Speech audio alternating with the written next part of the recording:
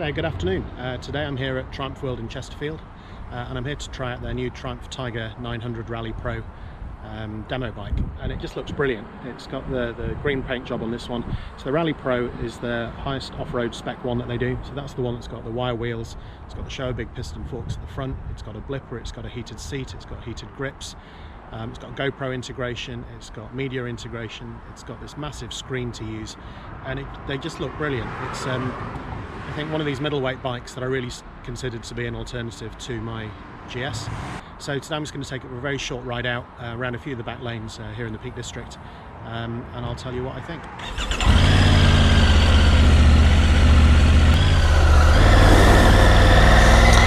So here we go. So this is my first ride out on a Triumph Tiger 900.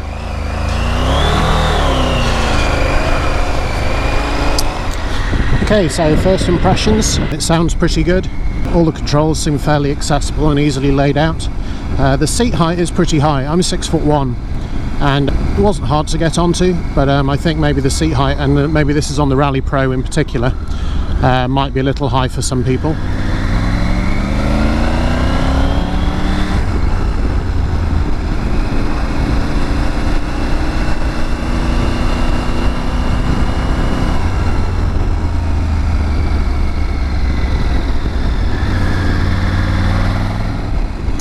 So here we go out onto the more interesting roads.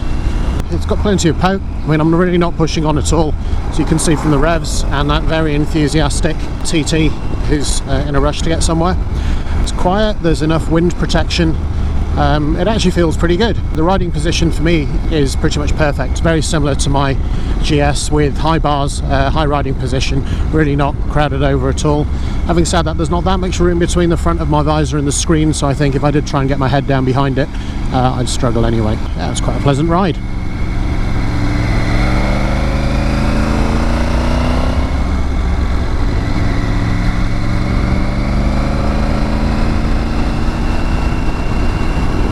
Something I do like is just how clean this display is. I've ridden some other bikes recently that had quite busy LCD screens, so just having something with just the bare information that's easily selectable through the thumb control is actually, you know, kind of refreshing.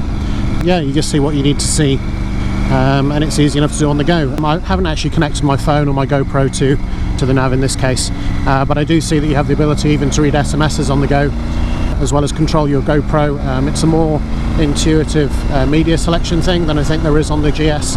It's pretty cool, really. So I've just got a few more country lanes to do, and then I think I'll pull over, have a walk around the bike, let you have a closer look at it, and then I'll carry on and pick up a dual carriageway on my way back into Chesterfield, just to see how it performs at speed. It does have an adjustable screen. On this one I can see that it's actually on a couple of little sprung bolts, so it's not just the turny handle like you get on the GS, but it certainly seems something with a fair amount of variation. At the moment it's set to the mid setting, and actually I've not noticed it at all really. No buffeting at all. I've been doing, you know, speeds up to about 50 miles an hour without any problems at all. So this section up here is a good test for the suspension. It's not a great road surface even though it's paved, and so far it's just coping admirably. There's a bit of bumping around, but this bike hasn't been set up for me personally, so certainly less than I would have expected. But then again, it is quite high spec suspension, and yeah, it needs to be able to cope with these things with ease.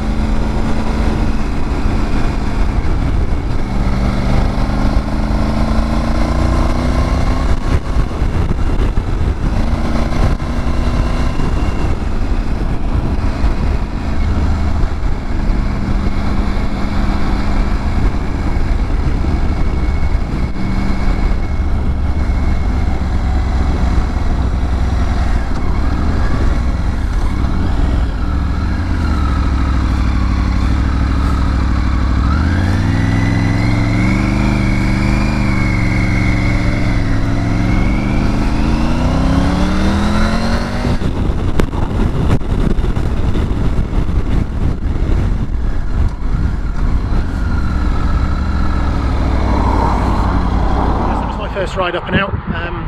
Yeah, it seems to be fine around town on the little country lanes.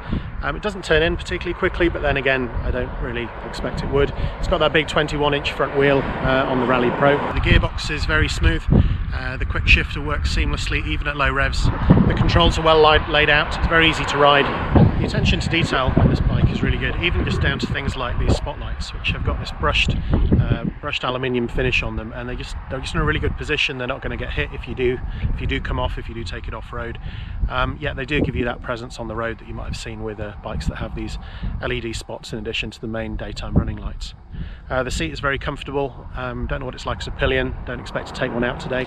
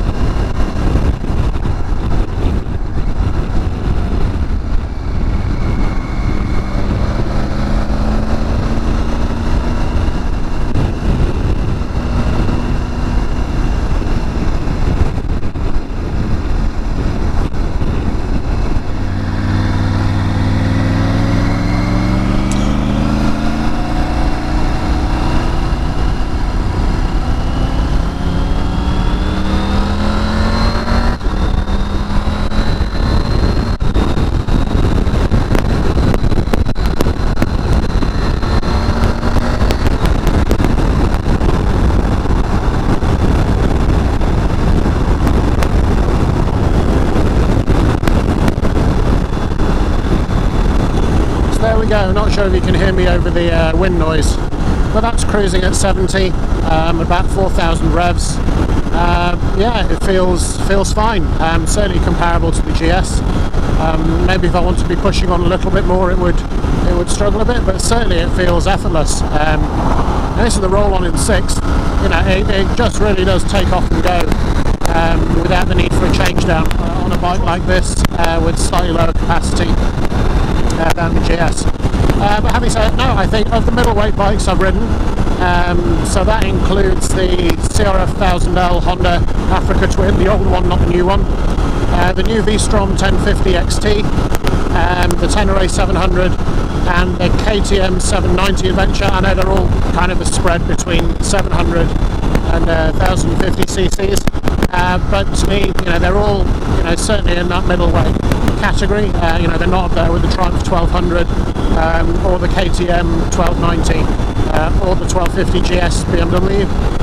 But yeah, no, they're certainly all in that ballpark. So I think of the lot, I think this is my favourite. I don't think I'd choose any of the others over it for a do everything, go everywhere bike. I am still a big fan of the Tenere, but more as a multi-purpose green laner rather than as an alternative to my 1250GS. And I think I put that across in my review of the Tenere. So this bike feels as though it cruise very happily at 70. The engine's, you know, it's doing around 4,000 RPM, but that doesn't seem too bad, bearing in mind the red line on this bike is at 12,000 RPM. And yeah, it's a comfortable place to be. The heated seat is toasty, the heated grips work very well, the wind protection is good enough. The screen's still set to the mid position. It's not quite as easy to change as it is on the GS where there's the turning handle, but certainly to be able to you know, move it up and down on those sprung bolts is easy enough to do once you've stopped. The screen is very easy to see, very easy to read. It's in a slightly higher position relative to my head compared to the GS, and I think that's only a positive. Having said that, I mainly use the navigation unit on my GS for most of the information while I'm riding, so it's less of a necessity. But yeah, I just think the bike is extremely well finished throughout, really well thought out, and I think they're on to a winner. So may this coronavirus thing move on and people get out on their bikes.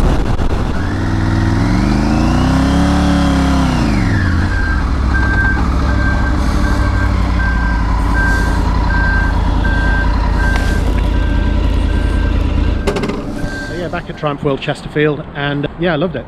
The bike was brilliant. Really struggling to find anything wrong with it.